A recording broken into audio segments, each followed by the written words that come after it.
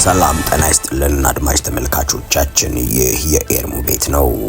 የሰዓቱን ሰበርና አሁናዊ ዜናዎች ይዘንላችሁ ቀርበናል። አብራችሁን ቆዩ። ቀድሞ እንታወቅበት የነበረ አቢሲኒያ ዜና የተሰኘው ቻናላችን ባልታወቀ ምክንያት በመዘጋቱ ምክንያት በዚህ ቻናል እንደ አዲስ የመጣን ስለሆነ ላይክ፣ ኮሜንት እና ሰብስክራይብ በማድረግ አብራችሁን እንድትቆሙ በአክብሮት እንጠይቃለን። ወደ ዜናዎቹ እናልፋለን። ከጅቡቲ የተነሱ 4 ጀልባዎች ተገልብጠው 181 ኢትዮጵያውያን መጥፋታቸው ተሰማ። የዓለም የስደተኞች ድርጅት እንደገለጸው ጀልባዎቹ ከጅቡቲ ተነስተው ወደ የመን እየተጓዙ ነበር።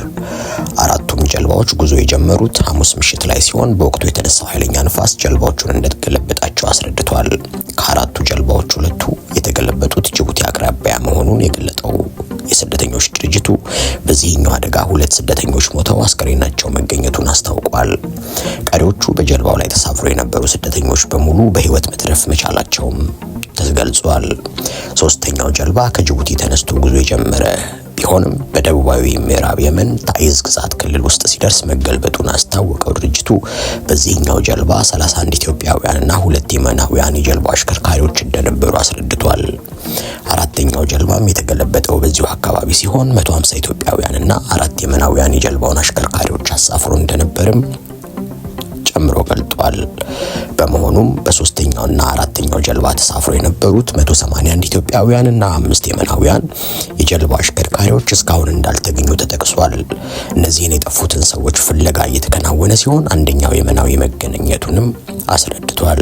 የአፍሪካ ቀንድ አካባቢ ሀገራት ዜጎች ወደ መካከለኛው ምስራቅ ለሚያደርጉት ፍልሰት ዋነኛ መተላለፊያቸው የመን ስትሆን በጅቡቲ በኩል በሚደረገው በዚህ ጉዞ በየዓመቱ በመቶ ሺዎች የሚቆጠሩ ስደተኞች ሙከራ እንደሚያደርጉ ይገመታል።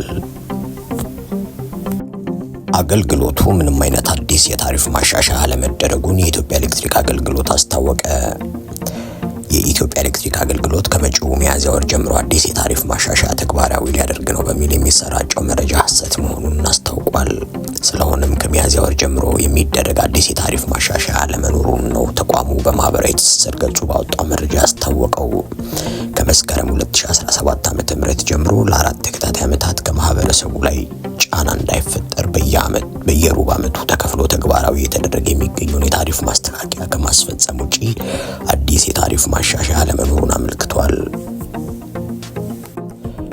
በስልጣን ዘመኔ በህዝብ አንድነት እንዲጠናከር እሰራለሁ ሲሉ አባ ገዳ ጉዮ ቦሩ ተናገሩ። አባ ገዳ ጉያ ቦሩ 72ኛው አባ ገዳ ሆነው በመሰየም ከ71ኛው የቦረና አባ ገዳ ኩራ ጃርሶ ስልጣናቸውን በዛሬው ዕለት ተረክበዋል። በርክክብ ስነ ስርዓቱ ላይ የኦሮሚያ ክልል ርዕሰ መስተዳድር ሽመልስ አብዲሳን ጨምሮ የፌዴራልና የክልል ከፍተኛ የሥራ ኃላፊዎች እንዲሁም የኬንያ ልዑካን ቡድን አባላት ተገኝተዋል። አባ ገዳ ጉያ ቦሩ በዚህ ወቅት በስልጣን ዘመናቸው የህዝቦች አንድነት እንዲጠናከርና ሰላም እንዲሰፍን አበክረው እንደሚሰሩ ተናግረዋል። በተጨማሪም በመሰረተ ልማቶች መስፋፋትና ሌሎች ጉዳዮች ላይ በትኩረት እንደሚሰሩ መናገራቸውን የክልሉ ኮሚኒኬሽን መረጃ ያመላክታል። 72ኛው አባ ገዳ ጉያ ቦሩ ለሚቀጥሉት 8 ዓመታት የገዳን ስርዓት በበላይነት የሚመሩ ይሆናል። በዚህ ስነ ስርዓት ላይ የተገኙት የኦሮሚያ ክልል ፕሬዝዳንት አቶ ሽመልስ አብዲሳ ነጋችንን የምንገነባው ባህልና ወጎቻችንን በአግባቡ መንከባከብና ማጎልበት ስንችል ነው ሲሉ ተናግረዋል። 72ኛው ዙር የቦረና አባ ገዳ ባሊ የስልጣን ርክክብ ስነ ስርዓት ባህልና ሴቱን በጠበቀ መልኩ በዛሬው ዕለት ተካሂዷል። በዚህም የ71ኛው ዙር አባ ገዳ ኩያ ጃርሶ ለ72ኛው አባ ገዳ ቦሩ ጉዮ ስልጣናቸውን አስረክበዋል። የክልሉ መንግስትም ይህንን መሰረት በማድረግ በስርዓት ትምህርትና በቴክኖሎጂ ግንባታ እንዲሁም በማህበራዊና ኢኮኖሚያዊ ልማት ሂደት ውስጥ የህዝቡን ባህልና ወግ መሰረት አድርጎ እየሰራ ይገኛል ሲሉ የክልሉ ፕሬዝዳንት አቶ ሽመልስ አብዲሳ ተናግረዋል። ኢትዮጵያ ድሮን ለውጭ ገበያ ማቅረብ የሚያስችል አቅም ገንብቻለሁ አለች። ጠቅላይ ሚኒስትር አብይ አህመድ ለሲቪልና ወታደራዊ አገልግሎት የሚውሉ ሰው አልባ አውሮፕላኖችን ወይም ድሮኖችን የሚያመርተውን የስካይዊን ኢንዱስትሪን መርቀው በከፈቱበት ጊዜ እንዳስታወቁት ኢንዱስትሪው የሚያመርታቸው ድሮኖች ኢትዮጵያ ሉዓላዊነቷን የመጠበቅ አቅሟን ይበልጥ ያሳድጋል ሲሉ ተናግረዋል።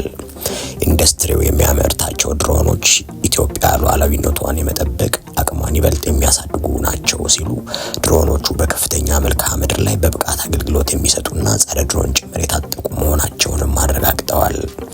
ኢንዱስትሪው ባሻገር ለውጭ ገበያ ማቅረብ የሚያስችል አቅም አለው ሲሉም ተናግረዋል። በተለይም ሀገሪቱ ከዚህ ቀደም ለእንደዚህ አይነት ቴክኖሎጂዎች በውጭ ምንጮች ላይ ትተማመናለች የሚለውን ግምት ውስጥ በማስገባት ሰው አልባ አውሮፕላኖችን የመንደፍና የማምረት ችሎታውን አስደናቂ ስኬት ነው ሲሉ ተናግረዋል። ይህ እድገት ራስን መቻልን ከማጎልበት ባለፈ ብሔራዊ ኩራትና ቴክኖሎጂ እድገትን ያሳድጋል። በምርምር ላይ ኢንቨስት በማድረግና ስማርት ሴንሰር ቴክኖሎጂዎችን በሀገር ውስጥ በማምረት መንግስት ራሱን በኤሮኖቲክስ ዘርፍ መሪ አድርጎ ለግጭት መከላከል ሰፋ ያለ ዓላማ የራሱን አስተዋጽኦ ያደርጋል ሲሉ ጠቅላይ ሚኒስትር አብይ አህመድ ተናግረዋል።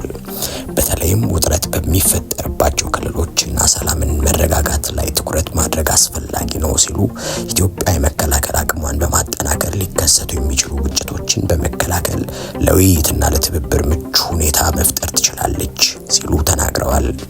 ዓለም በዝግመተ ለውጥ ሂደት ውስጥ ባለበት በዚህ ጊዜ ሀገራት ሰላምን በመከተል ሉዓላዊነታቸውን ለመጠበቅ መላመድ አለባቸውም ሲሉ አክለዋል።